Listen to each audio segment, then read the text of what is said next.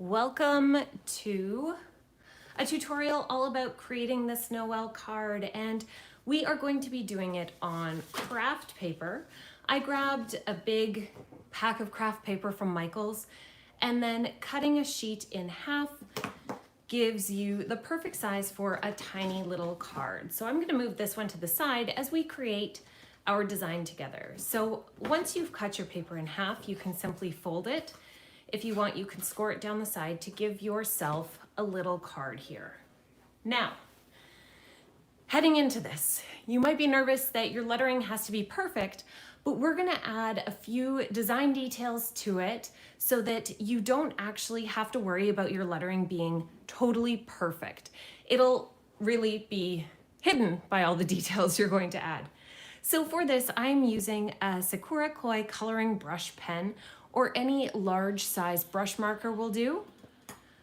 I also have a Zebra Sarasa 0.7 pen, or any bullet tip or monoline pen will do for that. And then a white jelly roll or a white Sino pen for your white accents. So looking at a card like this, or anything else that looks very dramatic or pops off the page, the reason that it pops off the page is because of the high contrast. Now, when you look at your colors, you can look at 3 colors as sort of a range from 1 to 3. 1 being the lightest, 2 being the middle, and then 3 being the darkest. If you have all 3 of those, they look really nice together. But if you only have 2 and 3, or 1 and 2, you don't have that contrast you need to get the pop. The pop means that you have a 3 and a 1, so quite a light and quite a dark. And that's what gets the most pow on your piece. So using our white, our black, and our craft color here, we have our 3 tones. We have the white, which is our 1. We have the craft background, which is our 2. And then we also have our black, which is our 3. And that's why it looks so striking, because you have all 3 levels to give really strong contrast. Let's get started by writing the word Noel on the front of your card. Now, you might be worried again that it has to be perfect. It does not. So even up here, I made that little mistake. It's going to look intentional in the end, or we'll just pretend that it's not there. Now here we have an E, and you can choose to do it all cursive if you want. Instead, I'm going to do it so that it is a print, because it fits nicely into that space and because I want to. You can feel free to mix up your different letters. That's totally fine. It's about making it balanced, so that's why here I have this tail on the L and then this part on the N. And now it's a little bit more to this side than it perfectly in the middle. But again, we're going to be dealing with that when we add in some of the details, and it will end up being centered. And if it's not, that's what scissors are for. You can always just cut it to center it. So right now we have level 3, the black, level 2, the craft. We need to add some level 1. We're going to draw an outline all the way around the word. And you want, watch out for anything like this. Don't get that on your sheet. You want to add that outline so that it is even all the way around your word. I like to trace the whole thing first before going back and coloring in, because it just allows you to knock those steps off one by one, so that once you move on to coloring, you can just really buckle down into that. You also want to make sure that I smudged it. That's okay. The white will cover it up. You also want to make sure that your space from your letter to your white line is consistent as you go around. And there might be areas where there's not enough room for space. So if you come across that, that is totally fine. Just know that that might happen and it's okay, but you still want to look inside for those areas where it should still be craft colored. Like the middle of the O here, maybe there's a little sliver that's happening right there. and a little bit on the inside. Don't miss those tiny, tiny portions where there should be still that craft colored paper poking through. And if you're not sure if it's going to hit, draw your line all the way around. So like here, I drew it around, and then go in and draw it for your next letter. So the O would then go here and then up to the E. And so you can see this little bit in the center, and I would even do this just so I know, okay, this part has to be colored in, but that little bit in the center there won't get colored in. Once you've gone all the way around, then you're going to start to color in your letters. Make sure that you're doing it so that you're really getting good coverage. It might take you a while, maybe put on your favorite show or some Christmas music and color that whole thing in.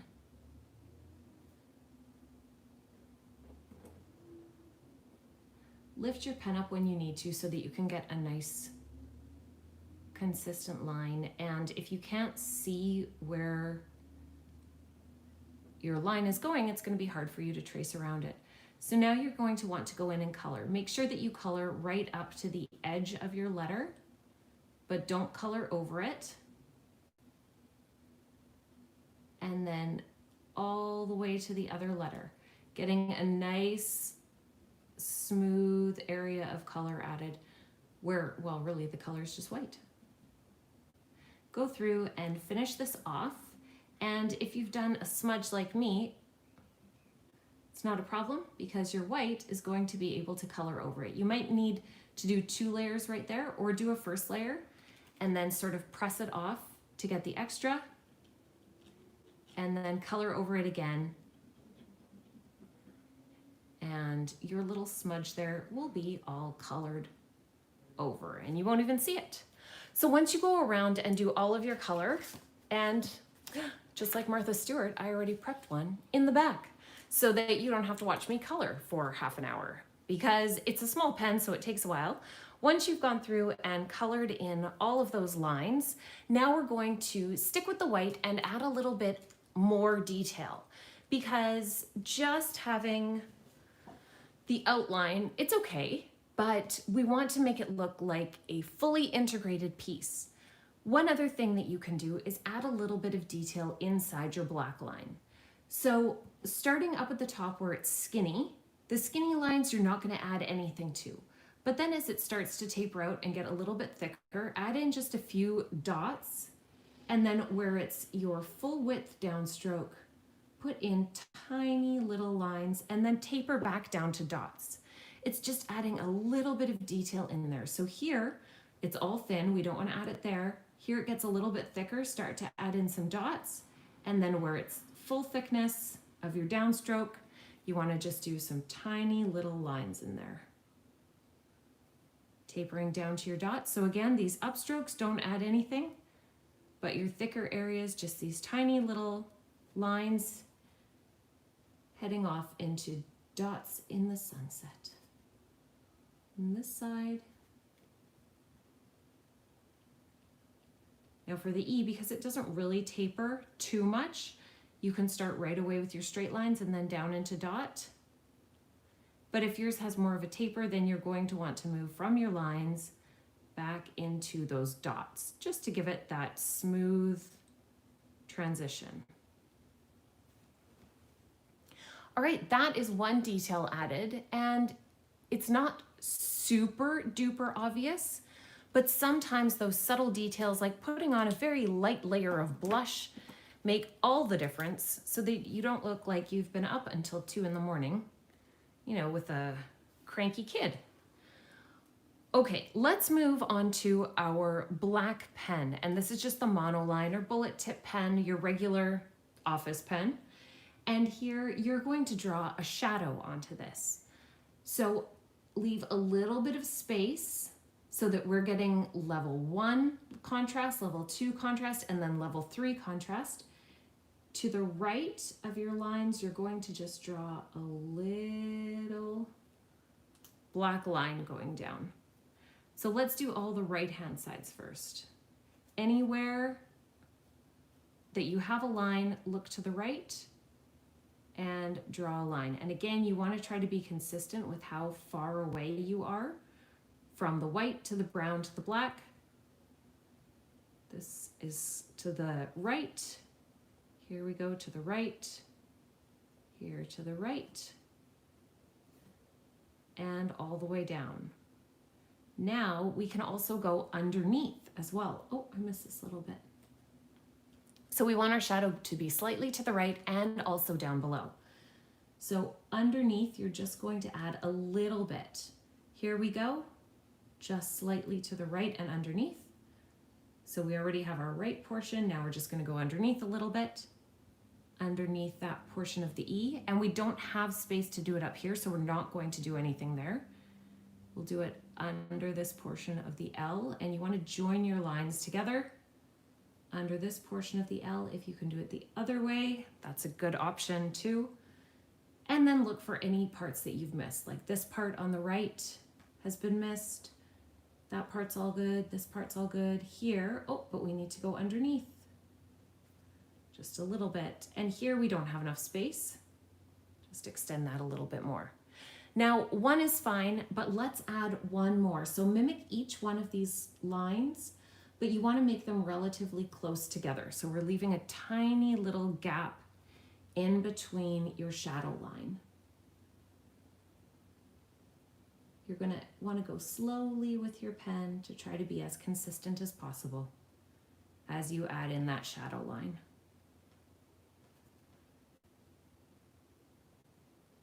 And again, if it's not totally perfect, don't worry about it, because it's the cumulative effect of all of these little details that we're adding that are going to make your card really pop. And one more right here, trying to be consistent. And of course, you can also, if you want, go in and add a third layer of these shadow lines, or you've got just the two, which are really giving this a nice pop. It's helping to highlight the difference between the white and the craft. And the white's helping to highlight the difference between the black and the craft.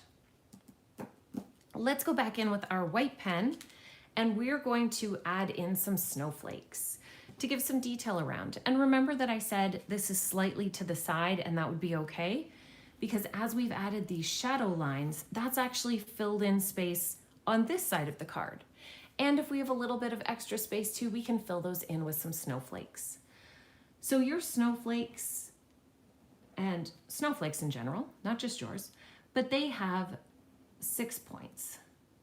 So you want to draw your 6 sides, and then we're going to add just a few simple elements on to make some snowflakes. So like a circle in the center, and then our elements are either going to be V's or just straight lines.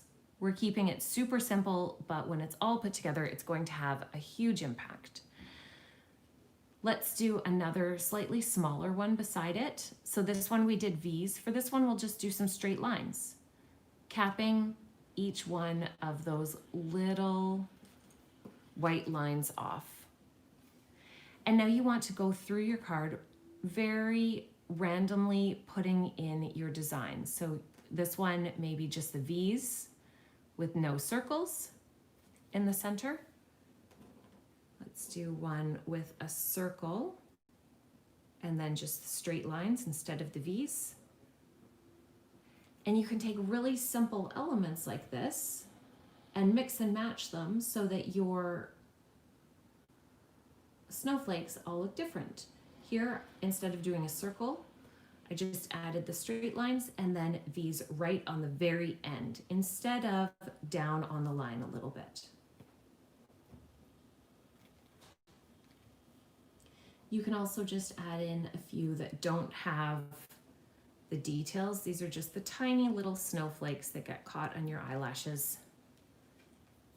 And go all the way around your card and add in those snowflakes to fill out the rest of your design. With this one, I'll even do little lines on each and V's. And again, with those really simple elements, you're able to create something that looks very different all around the card. You can also turn your card, especially if you have a smudge on your hand, so that you don't accidentally get that smudge on your card if you're reaching across.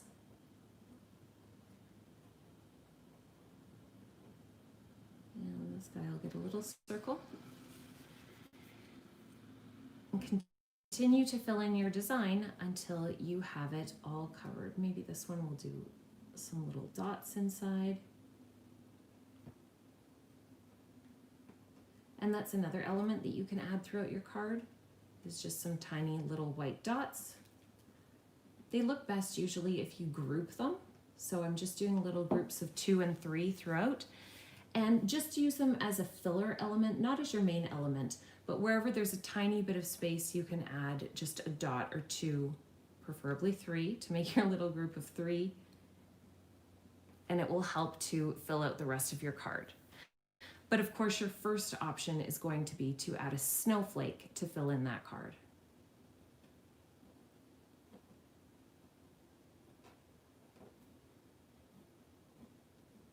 Even if it's just some tiny little snowflake guys. Now this might be something that you're thinking, well, I don't want to spend that much time making cards for everyone. That's a lot of steps. Instead of making it as a card for everyone, you could always do this as a little bit of art for your wall. But keep in mind that you want to have those 3 levels of contrast so that you have your dark value, your medium value, and your light value, and that's going to give you the most pop. If you're sharing your artwork on Instagram too, that's usually the key to getting someone to stop scrolling. If you have really high contrast pieces, that is what will get someone's attention.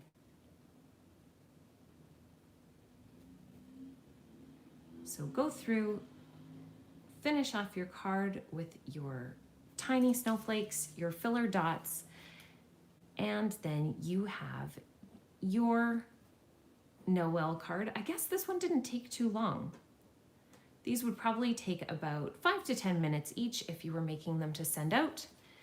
And it's a handmade, cute little card, perfect for a welcome message to a friend or a loved one somewhere else that you might not be able to see this Christmas season, but at least this way you can send them a little something, showing them that you were thinking of them, because how much more do we love something that's handmade than something that's store-bought? Typically, a lot.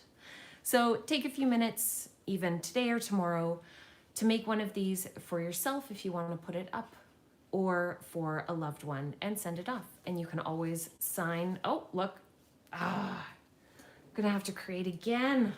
I thought I had this piece, but thankfully, if you buy a whole container of craft paper, you have lots to create and lots of space to make your own beautiful pieces. See, this would be the perfect one to cut off and stand up on probably the mantle or something like that.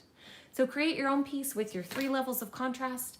And if you're trying to create for Instagram or anything like that where you need someone to stop and actually look at what you're doing, keep in mind those 3 levels of contrast. Getting the high, medium, and dark, and also really playing the dark and the light values off of one another will get someone to stop and pay attention to the beautiful things that you're creating. Merry Christmas!